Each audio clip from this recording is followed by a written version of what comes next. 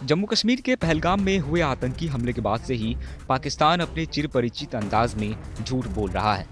पहले तो उसने पहलगाम हमले में पाकिस्तान के साजिश होने से इनकार किया और फिर जब भारत ने ऑपरेशन सिंदूर के जरिए पाक में पनप रहे आतंक के ठिकानों पर तबाह किया, तब पाकिस्तान ने इसे आम लोगों और मासूमों पर हमला बता दिया। ऑपरेशन सिंदूर में भारत ने पाकिस्तान और पीओके में मौजूद कई आतंकी ठिकानों के साथ ही पाकिस्तान के एयरबेस भी तबाह किए। इसके जवाब में पाकिस्तान ने भी भारत पर नाकाम हमले करने की कोशिश की। पाक ने जम्मू कश्मीर, पंजाब, राजस्थान में अपने ड्रोन भेजे, लेकिन भारत ने पाकिस्तान की इस नापाक हरकत को मुंह तोड़ जवाब दिया। ऑपरेशन सिंदूर के दौरान पाकिस्तान ने जहां भारत के आम लोगों पर हमले किए, वहीं उसने दुनिया भर में झूठ फैलाने की भी कोशिश की। पाकिस्तान ने दावा किया कि उसने भारत के 6 फाइटर प्लेन गिराए हैं। भारत ने शुरुआत में पाक के झूठ पर कोई जवाब नहीं दिया, लेकिन अब भारत के chief of defence staff general Anil Chauhan ने शनिवार को ब्लूमबर्ग टीवी को दिए अपने इंटरव्यू में इसका जवाब दिया है। सीडीएस अनिल चौहान ने पाकिस्तान के इस दावे को फर्जी और बेबुनियाद बताया है। ब्लूमबर्ग द्वारा पूछे गए सवाल पर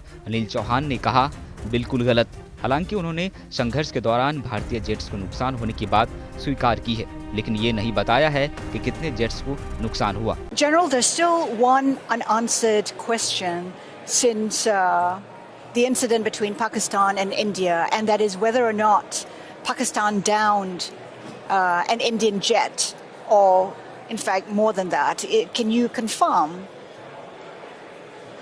I think what is important is that not the jet being down, but why they were being down. But a jet, at least one jet was downed?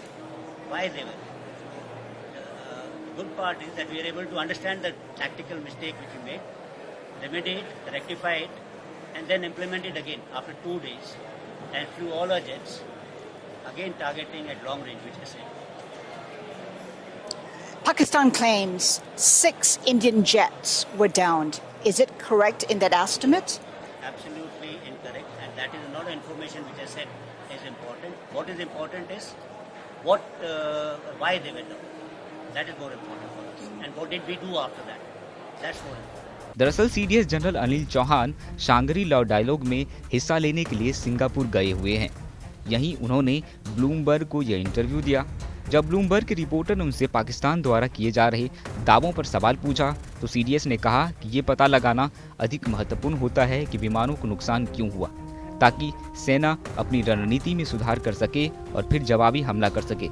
Anil Chauhan ने कहा, ये अच्छी बात है कि हमने अपनी टैक्टिकल गलतियों को समझने में सक्षम थे, जिन्हें हमने सुधारा और फिर 2 दिन बाद लागू किया। हमने अपने सभी जेट विमानों को फिर से लंबी दूरी पर निशाना बनाया।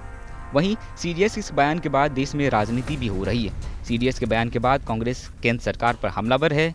कांग्रेस अध्यक्ष मल्लिकार्जुन खड़गे ने एक्स पर एक पोस्ट किया, जिसमें उन्होंने संसद का विशेष सत्र बुलाने की मांग की। उन्होंने कहा कि अगर कोई नुकसान हुआ है तो 140 करोड़ भारतीयों को जानने का हक है। वहीं राज्यसभा सांसद मनोज झा ने एएनआई से बात करते हुए विशेष सत्र बुलाने की मांग की और कहा कि अगर कुछ नुकसान हुआ है तो इस पर चर्चा जरूर होनी चाहिए। परिस्थितियों से हम गुजरे हैं।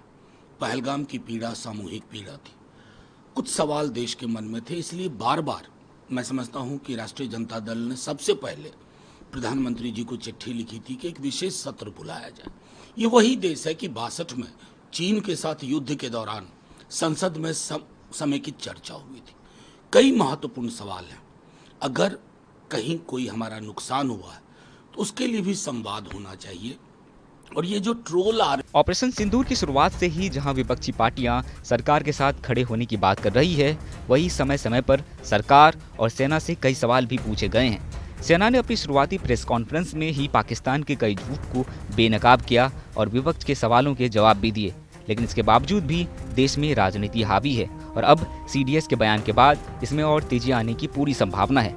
खैर, इस मुद्दे पर आप क्या सोचते हैं? अपनी राय हमें कमेंट बॉक्स में जरूर बताइएगा।